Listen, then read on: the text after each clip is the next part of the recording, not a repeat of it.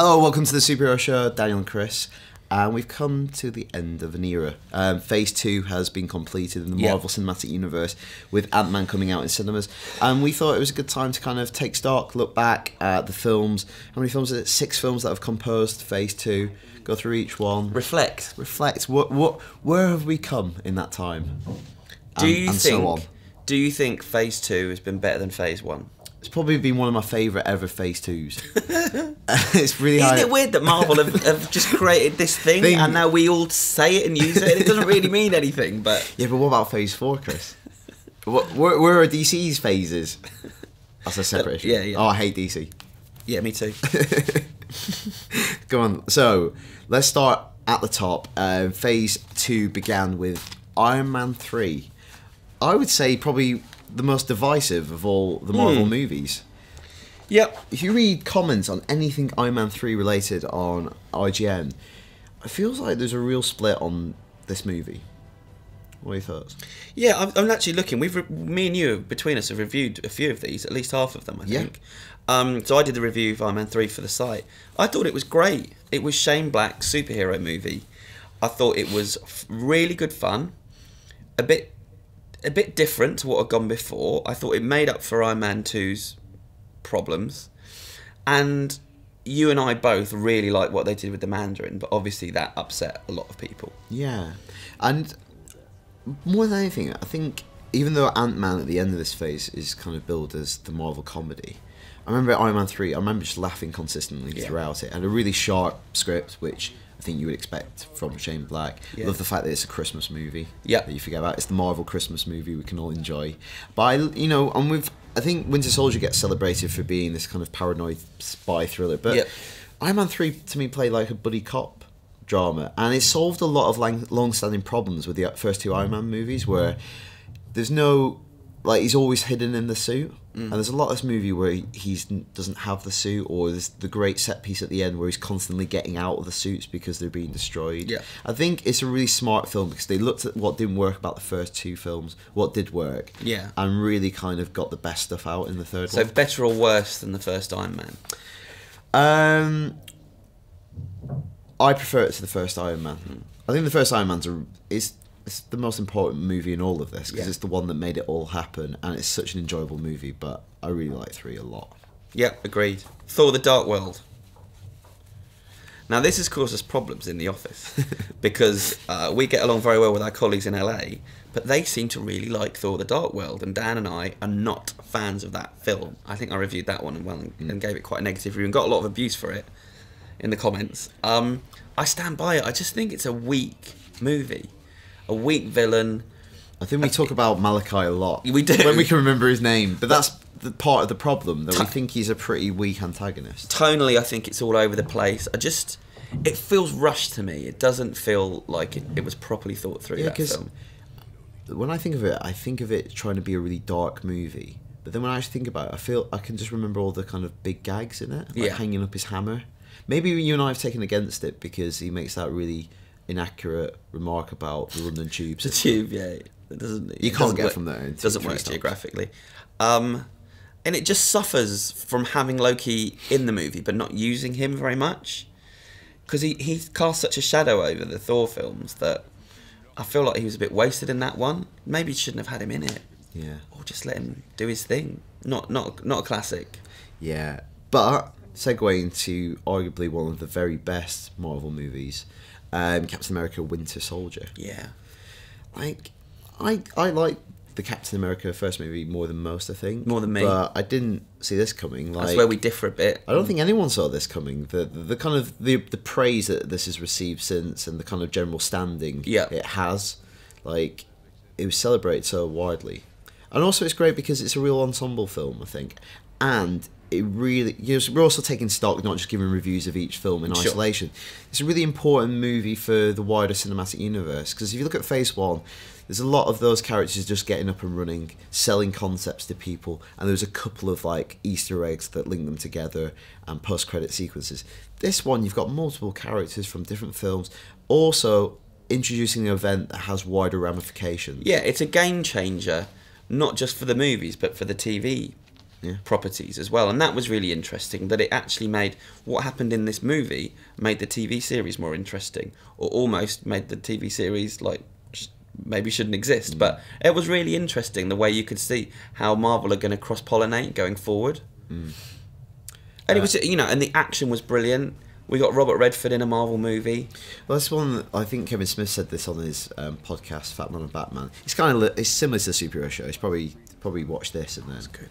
And he says that's the time when you realise that nerds have inherited the world, when you have Robert Redford in a movie saying Heil Hydra. It gave He delivered it better than I did.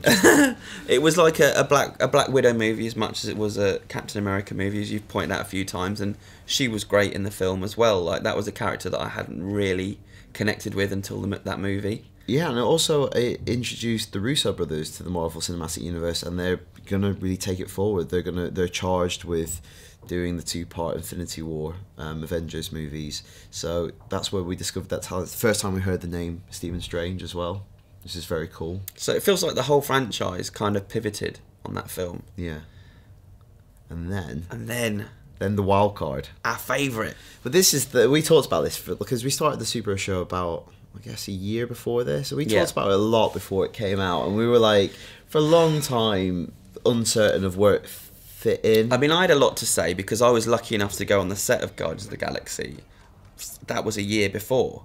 And just had a really good feeling on set. I came back so excited about it. Yeah, and you know, I've done this donkey's years, and sometimes you get a bit blinkered, and it's like not as exciting going on set as it used to be. But that one, I just felt like I was in the middle of something really exciting. Yeah, you came back. It was like, it's great, and the music they're using. Music. I was so excited about the music. It's like Back to the Future. Yeah, he's gonna be Marty McFly crossing with Han Solo. You were really infused, and then the trailer was really distinctive with the music, and then it came out and loved it. Yeah, I remember seeing it, just like, again, laughing a lot in it.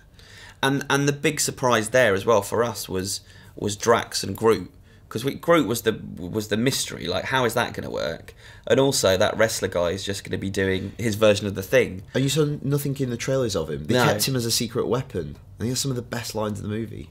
I think it's the most entertaining of all the Marvel films, alongside Avengers 1, I think, and Guardians for me is the most fun. That's the one right now that I'm going to keep going back to whenever it's on TV, I think. Yeah, these are the two. So Winter Soldier was really important for the wider cinematic universe because of what happens with Hydra.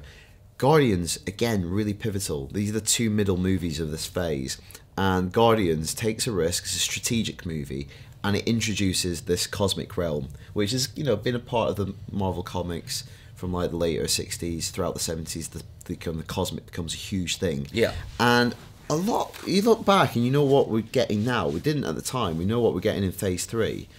A lot rested on Guardians of the Galaxy. If that bombs, you might not get Infinity War, perhaps, or they might have modified it. You probably wouldn't have got Captain Marvel. You probably definitely wouldn't have got Inhumans. No.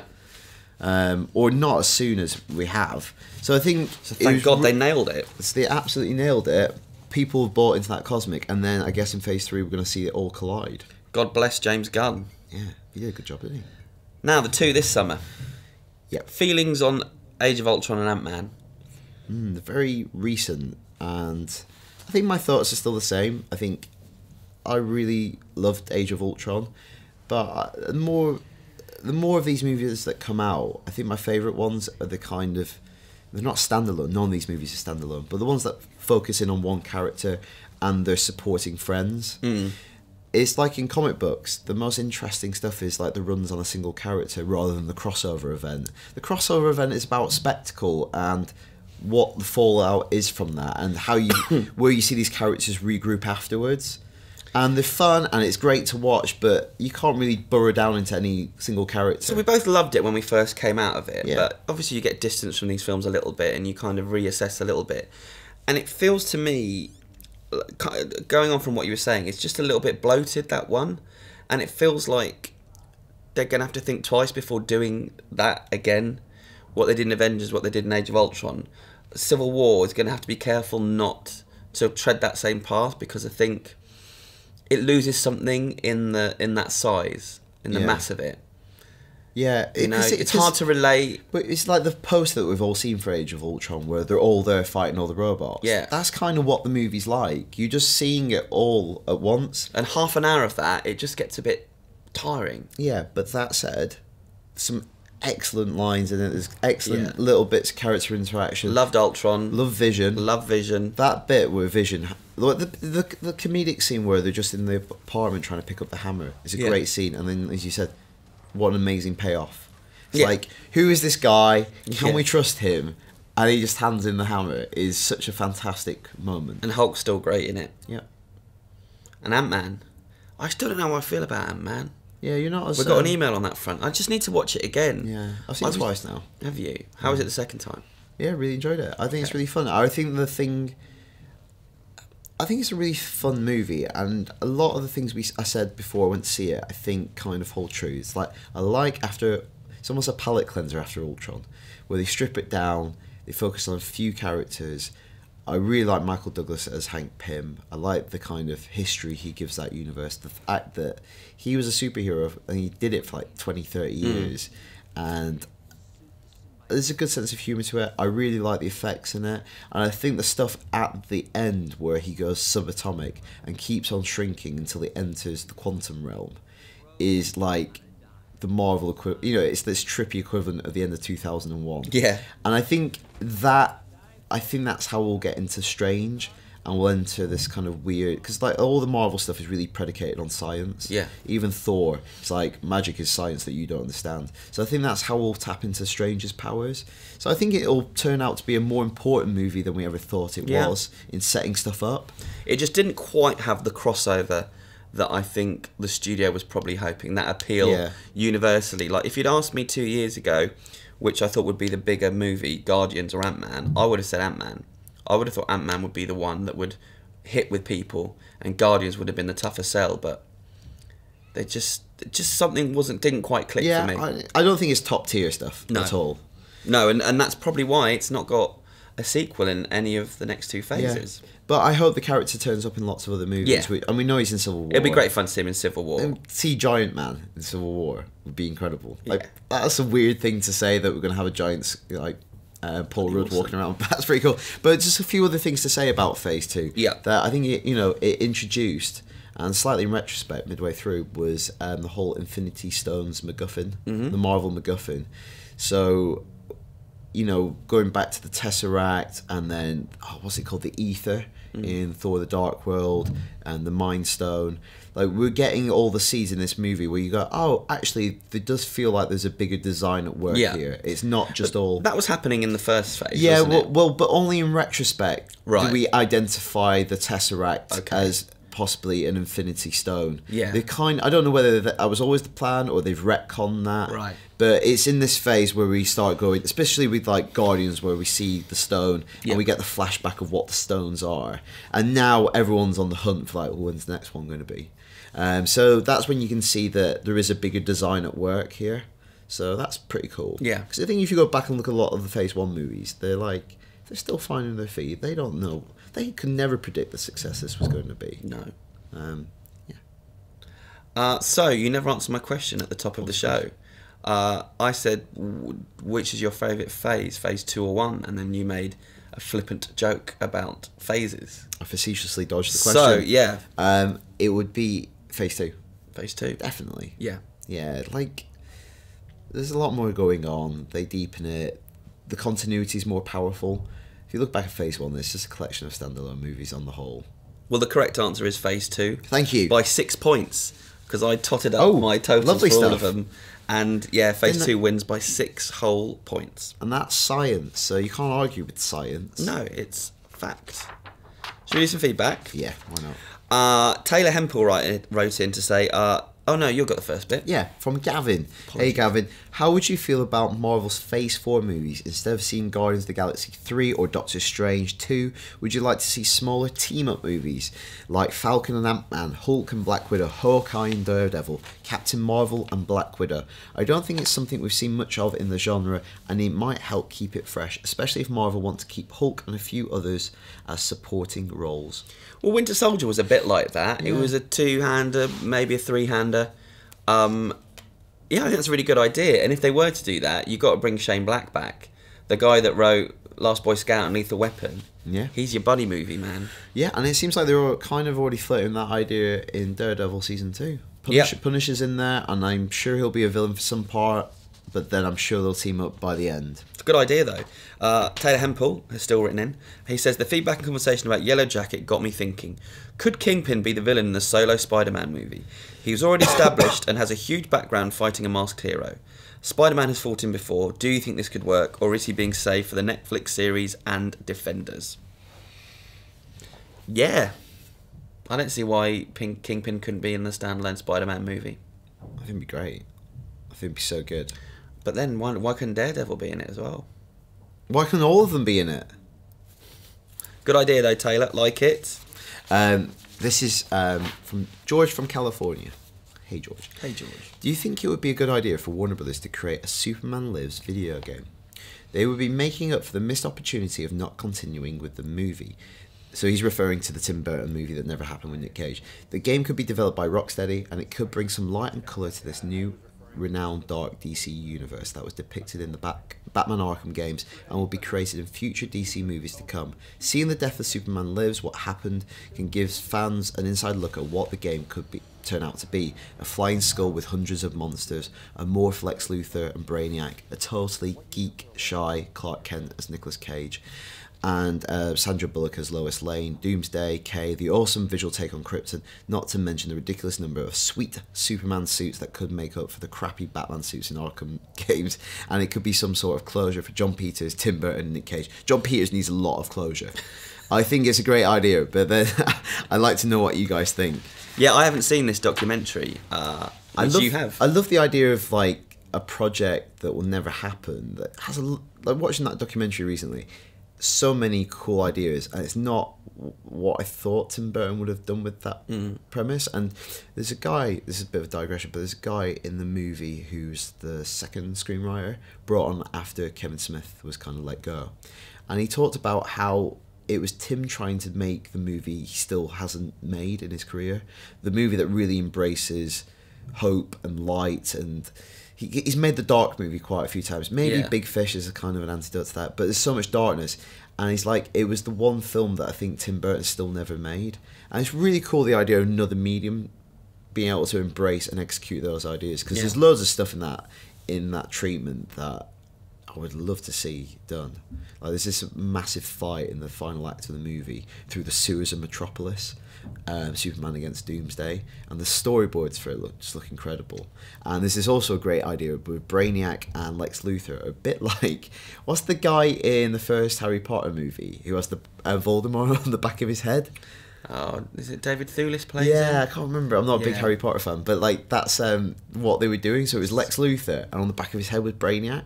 It was really disturbing awesome. imagery, and they could that's why he wears a wig. That's the dude from Total Recall who's got his mate hidden there. I think that's a really cool idea. Oh, no, I can't remember. I really like the idea. I don't think it would happen, but I'd love to see it. No. And hopefully, I really want to do a show where we talk about the great superhero movies that were never made. I keep suggesting it to Dan, and he just kind of ignores me. So if you'd like to see that as a topic for the show, write in. I just say we should research it a bit more. It's all up here. All right. Archie McGeough, McGouch. Apologies for massacring your name, Archie. He kicks off by saying, "Hello, my name is Archie. Do you think there will ever be hope for new superheroes to be created? I understand that some characters will never fade with time, such as Spider-Man and Superman, but what about having new heroes be made? Do you think there is ever hope for this to happen?" I refer you to a friend of the show, Mark Miller. He makes a new superhero every week and publishes it. And he's created some good ones. Yeah. I think it's still happening. I wonder if we'll ever get to a period of time where like all the Image stuff starts getting adapted. Yep. Like Image is a company set off by a bunch of Marvel artists, I think, and they basically give a lot of... If you basically publish something from Marvel take a lot of the money. If you publish something through Image, you get a lot of the royalties. Yeah. And there's a lot of creative stuff there, not all superhero stuff. And I think it's not before long, a lot of that stuff gets raided. It's inevitable. This is from SKG. Why is Watchmen not liked?